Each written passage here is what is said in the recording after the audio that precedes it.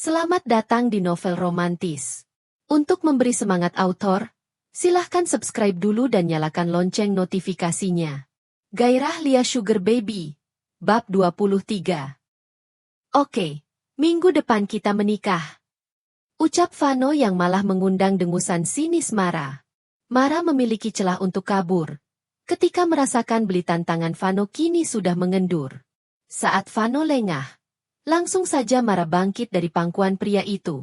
Kemudian tanpa sepatah kata pun, Mara memilih berlari pergi keluar dari ruangan kepala sekolah. Mara memilih mendekam di dalam ruangannya. Mara mencoba tak memperdulikan ucapan Vano, perihal pernikahan yang ia yakini hanya bualan semata, mana mungkin Vano menikahinya. Sudah jelas-jelas pria itu tak ingin terikat. Vano hanya menginginkan tubuhnya. Untuk mengalihkan pikirannya dari pria itu, Mara memilih mengerjakan apapun yang bisa ia kerjakan. Sampai tak terasa acara hari itu sudah selesai, dan murid sudah diperbolehkan untuk pulang. Sedangkan para guru, staf, dan beberapa murid yang tergabung dalam OSIS bertahan lebih lama, karena akan diadakan makan bersama. Dengan alasan sedang kurang enak badan, Mara sendiri memilih untuk pulang. Acara makan bersama itu tentu saja dihadiri juga oleh Vano. Jujur saja Mara masih tak ingin dekat-dekat dengan Vano. Apalagi dengan terang-terangan pria itu terus menatap ke arahnya. Mara hanya tak ingin ada orang lain yang menyadari tatapan aneh yang Vano berikan kepadanya. Setelah berpamitan kepada yang lain, tak lupa juga mengucapkan maaf dan rasa penyesalannya karena tak bisa ikut bergabung, bergegas Mara pergi menuju parkiran. Namun baru saja sampai di tempat motornya terparkir, tiba-tiba saja ponselnya berdering pertanda ada panggilan masuk, yang setelah Mara lihat panggilan tersebut ternyata berasal dari Zara. Mara menatap sekitar parkiran guru yang kosong. Karena obrolannya ini cukup sensitif, Mara memilih kembali berlari masuk ke dalam UKS yang untungnya kosong. "Papa kamu ada di sini," ucap Mara langsung, sesaat setelah sambungan telepon terhubung. "Kok bisa?" tanya Zara dari seberang sana. Kekagetan terdengar jelas dari nada suaranya. "Justru itu. Kok bisa? Kamu nggak kasih tahu papa kamu kan?" "Enggak lah," balas Zara. "Aku masih bingung ini kak. Gimana bisa papa tiba-tiba ada di sana? Papa ngapain di sana?" Mara menghembuskan nafasnya pelan. Sepertinya Zara benar tidak tahu menahu tentang kedatangan Vano ke sini. Maka dengan suara pelan Mara mulai menjelaskan semuanya kepada Zara, perihal kedatangan Vano ke sekolah yang bertindak sebagai donatur. "Sumpah kak bukan aku yang kasih tahu. Nanti aku tanya Kak Iel. Tapi aku yakin Kak Iel juga nggak mungkin kasih tahu papa." "Iya, Ra, aku percaya." Sesaat setelah sambungan telepon terputus, Mara hanya bisa menghembuskan nafasnya kasar. Mengingat betapa menggebu-gebunya Zara, menceritakan perihal rasa puas melihat Vano frustrasi setelah kepergiannya. Memang mustahil jika Zara yang memberitahukan keberadaannya ini kepada Vano. Entahlah kepala Mara mendadak terasa berdenyut sakit. Setelah memasukkan ponselnya ke dalam tas miliknya, Mara bergegas kembali ke parkiran dan pulang ke rumahnya.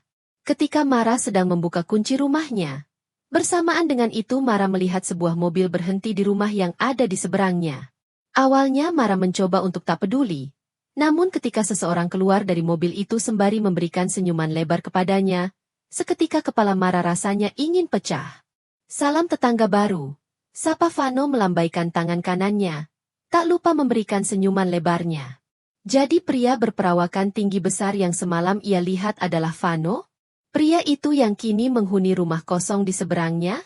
"Minggu depan kita menikah," tambah Vano masih dengan senyum manis di wajahnya. "Loh, enggak bisa gitu. Aku belum sempat mengeluarkan protesanya." Ucapan Mara sudah lebih dulu dipotong Vano. "Enggak ada penolakan. Om cuma buktiin rasa cinta Om," jelas Vano.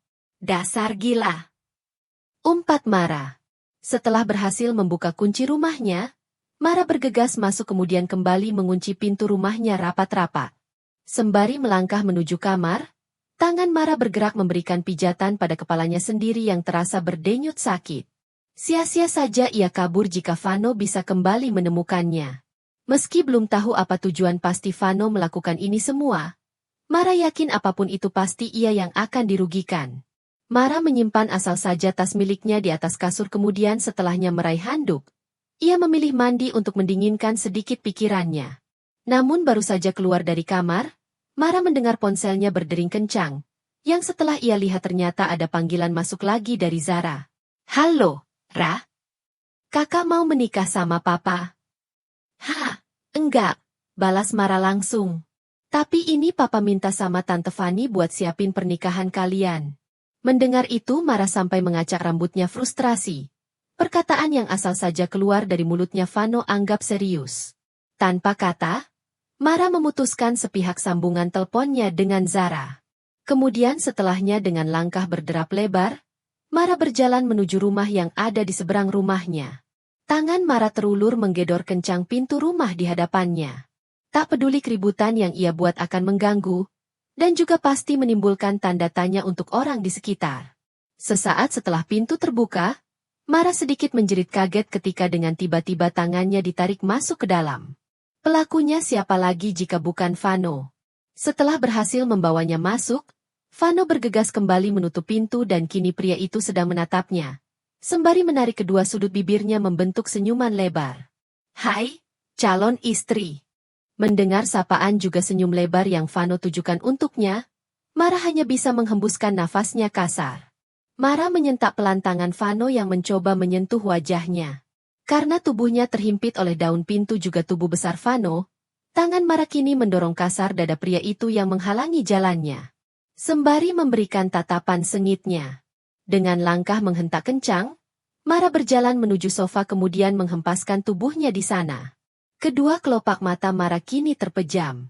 Mara memberikan pijatan pada dahinya sendiri yang terasa berdenyut sakit. Tak lama Mara merasakan pergerakan pelan pada sofa di sebelahnya. Ketika membuka matanya bisa, Mara lihat jika Vano sudah mengambil duduk tepat di sampingnya. Aku tahu Om masih penasaran sama tubuh aku, ucap Mara lirih. Mendengar itu Vano menggelengkan kepalanya pelan. Tidak munafik, tentu saja ia masih menginginkan tubuh Mara. Tapi lebih dari itu, Vano juga menginginkan Mara seutuhnya menjadi miliknya. Selama 1 tahun ini, tak ada satupun wanita yang bisa mengalihkan pikirannya dari sosok Mara. Rasa ingin memiliki Mara untuknya sendiri sangatlah besar. 1 tahun ini, setelah kamu pergi Om baru sadar. Kalau rasa nyaman yang selama ini Om rasain setiap sama kamu itu cinta, ucap Vano penuh kelembutan. Om cinta sama kamu. Tujuan Om kesini memang untuk melamar kamu. Vano mencoba meraih tangan Mara untuk ia genggam, tapi wanita itu menjauhkan tangannya sebagai tanda penolakan. Vano hanya tersenyum tipis.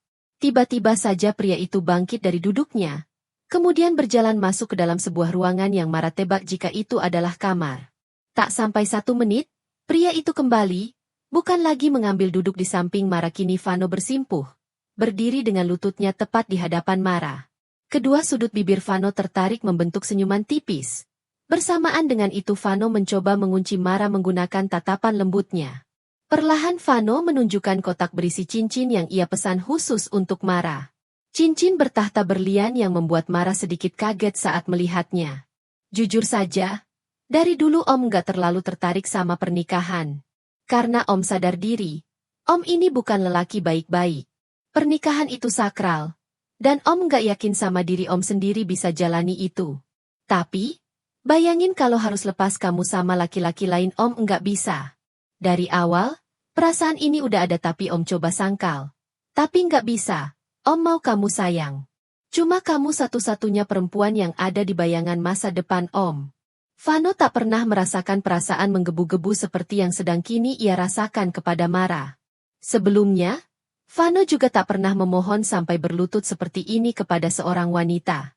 Hanya Mara satu-satunya wanita yang membuat Vano akhirnya tersadar, jika ia membutuhkan sosok wanita dalam hidupnya. Kamu mau menikah sama Om? Jangan gini, Om. Ucap Mara menggelengkan kepalanya pelan, tenggorokannya kini tiba-tiba saja terasa sangat perih. Aku cuma mau rasain hidup tenang. Aku cuma mau bahagia. Please jangan gini, Om. Ucap Mara dengan nafas tercekat. Enggak usah bohong cuma karena mau buat aku luluh. Ngaku aja kalau Om cuma masih penasaran sama tubuh aku, kan? Sedikit banyak Mara tahu bagaimana kehidupan yang dulu Vano jalani. Vano menyukai kebebasan.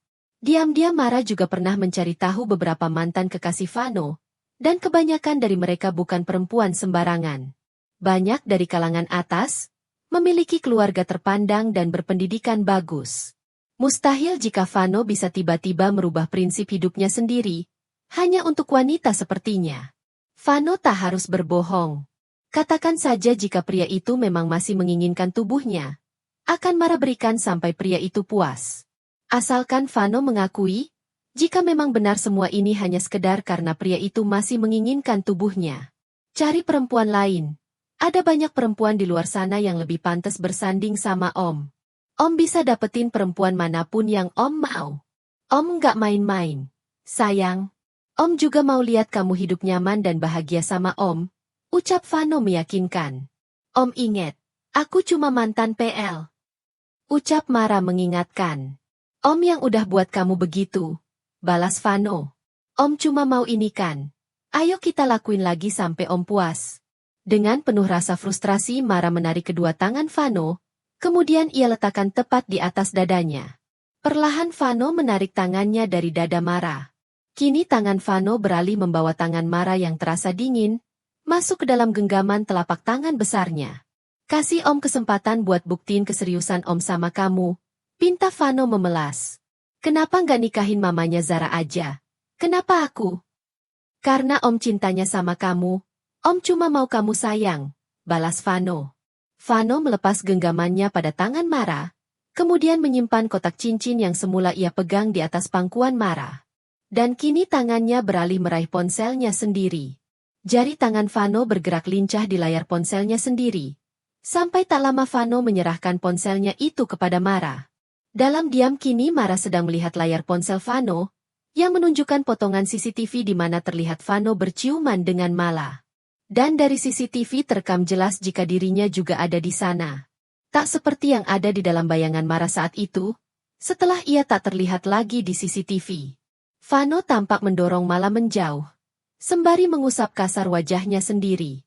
Maafin Om gak ada maksud untuk berbuat aneh-aneh sama Mala. Waktu itu Om kira Mala itu kamu. Sayang. Vano menjelaskan hal yang ia yakini sebagai pemicu kepergian Mara darinya. Dari awal aku juga niat kabur. Aku sengaja jual lagi tubuh aku sama Om, supaya bisa dapat uang buat bayar penalti. Tapi ternyata selama itu Om bohongin aku. Aku pergi emang karena udah waktunya aku pergi. Ada atau enggaknya kejadian itu pasti aku pergi, ujar Mara. Soal kontrak kerja itu, Om ngaku Om salah. Itu semua Om lakuin karena Om gak mau kamu pergi lagi dari Om. Tambah Vano. Om mau tanya, gimana perasaan kamu sama Om? Mendengar itu Mara terdiam cukup lama, dengan tatapan mata yang terus tertuju pada kotak cincin yang sedang Vano pegang. Jujur saja dengan semua perhatian yang Vano berikan, mustahil jika dulu Mara tak terbawa perasaan. Mara sendiri tak bisa mengartikan dengan pasti, jenis perasaan apa yang ia rasakan, namun yang pasti ia nyaman bersama Vano. Tapi, tentunya Mara tak pernah berharap lebih pada hubungan mereka, karena ia tahu diri. Apalagi Vano seringkali berkata, jika suatu saat ia harus bisa mendapatkan pria lain. Itu yang semua selalu membuatnya tersadar, dengan posisinya yang hanya sebagai cur Vano. Kamu cinta sama Om? Tanya Vano. Enggak tahu, balas Mara pelan. Kita coba. Ya, mau ya menikah sama Om? Tanya Vano. Mara tak menolaknya secara gamblang, yang artinya masih besar kesempatan untuknya bisa memiliki perempuan itu. Kalaupun ditolak Vano juga tetap tak akan berhenti, untuk mencoba meluluhkan hati Mara sampai Mara mau menerimanya. 2. Aku cuma mau menikah satu kali seumur hidup, ujar Mara. Om juga, balas Vano cepat. Mau ya kita menikah? Bersambung.